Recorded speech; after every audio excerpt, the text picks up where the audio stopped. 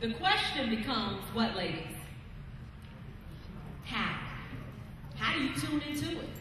How do you plug right on in to this never-ending flow of abundance that is all around us and all available?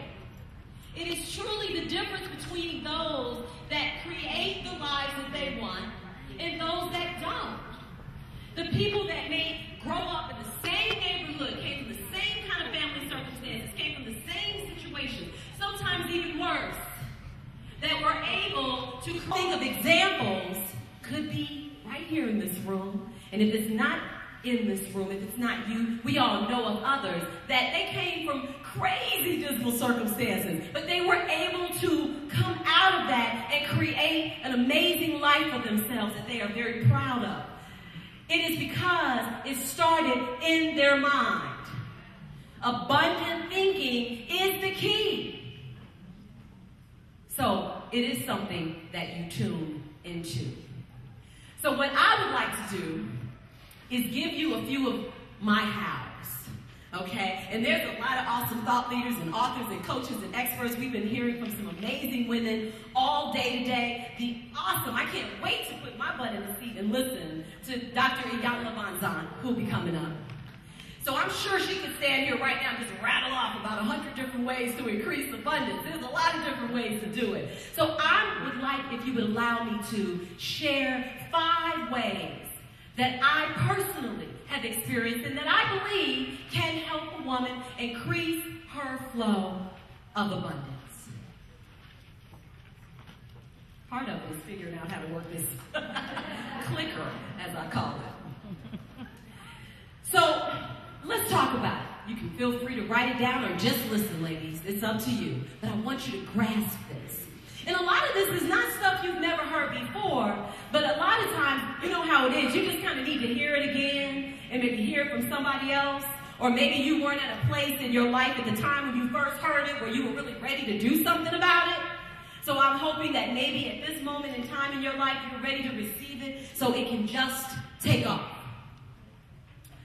One of the first steps I'm going to share today of how to increase your flow of abundance and really plug in is to have vision. Okay? Before you can really do anything else, you got to know what it is that you want. You must have a life vision. And so when you hear vision, you think of vision, it's like, okay, well, that sounds really sort of, what is that? It really is what you see your life in terms of what you want it to be. What you see in your mind's eye in what you want your life to look like. And there's another piece to that for me. And that is, once you get the dream and the vision clear about what it is that you want, then you really need to make sure that you have a plan, a system, a process, a support group, a community, something that can keep you in that flow of living your dream and your vision. Because the truth is, once again, if it was as easy as just having a dream and having a vision, well, we probably wouldn't really be here. Maybe we would, but we might all be out living our dreams, okay? And walking and stepping in our greatness, whatever that looked like. So you must have, the difference is have the dream and the vision, but also plug into a system or program, have a plan in which to make it your reality. Who do you all think that's a picture of? Some people say you. That's my mother. That's my mother. And I lost my mother, it will be 4 years in September. Beautiful woman. A woman, and some of you know her, my family, a few of my family members in the background, my grandmother, my aunt. Oh, don't make me cry, y'all. I'm looking at my grandmother over there, I'm like, so, my girl, Joanna, many of the people here know. My mother was a woman of great vision and great dreams. And she was actually the first person to introduce me. Miss Kanazi, do you remember my mother, Carolyn? I'm sorry, you all will love this. This is why coming to things like this is so important, because I'm walking out of the room, and who do I see? This woman that comes up behind me and says, "Excuse me, British?" And a real authority in her voice. I'm like, who is that? And it was Miss Kanazi, my 7th grade teacher. I'm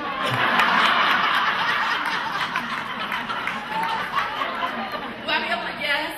And she said, at grade school in 7th grade over in Hyde Park. And I love her. And the amazing thing is that she doesn't look a day older. How you do that, Miss Kanazi? Woo, that's why you come to things like this. So my mother was the very first person to introduce me to the idea of abundant thinking and living your dreams and creating a vision for yourself. My mother, a very dynamic woman, had lots of dreams, lots of visions, some of which came true, many did not, before she passed away. Through her deep spiritual faith, brought me to understand the tenets and principles of Buddhism, and abundant thinking was a big part of that practice and study. She said to me, "British, you could be and do anything that you want to do." Now, this is a woman who stood barely 5 feet tall, who didn't finish high school. I was raised in a single-parent home by my mother on the south side of Chicago on the South Shore.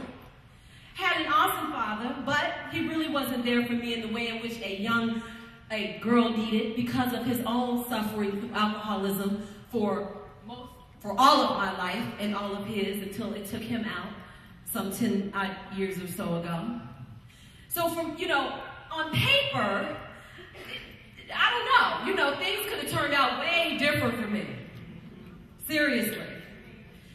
And my mother, with her abundant thinking, and no matter what, you do what you want to do, have a vision and have a dream, was able truly to save my life, because she taught me that. Now, I learned that as a little girl. Now, I didn't really apply a lot of that growing up, nor in my early years as an adult. And as a result, I experienced a lot of ups and downs and trials and tribulations and bad choices and such, in the form of men and money and relationships, and men and money and relationships. No, I'm kidding. And did I say men?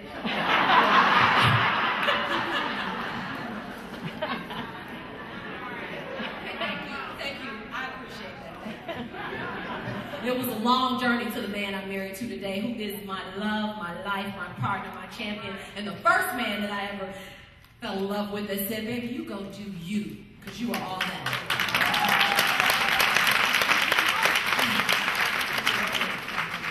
So it's possible. And I didn't marry him until I was 41 years old. FYI, okay? It is, love is real. So, it was a journey for me. Got married way too young, had a baby way too young, got divorced thereafter, and then became a single mother trying to make it happen. Never finished school, went to school, left school after 2 years, and then found myself with a baby, living in Chatham, just really trying to make it happen and go to work every day. That was pretty much it for me. Hello, all right. And because of the abundant thinking my mother had taught me to have, and the visions that my mother taught me, to have a vision for your life, girl, don't let your circumstances dictate what really goes on for you. Because she gave me that, even when I couldn't figure it out, and I thought I had it all together. But because that's what was drilled in me, when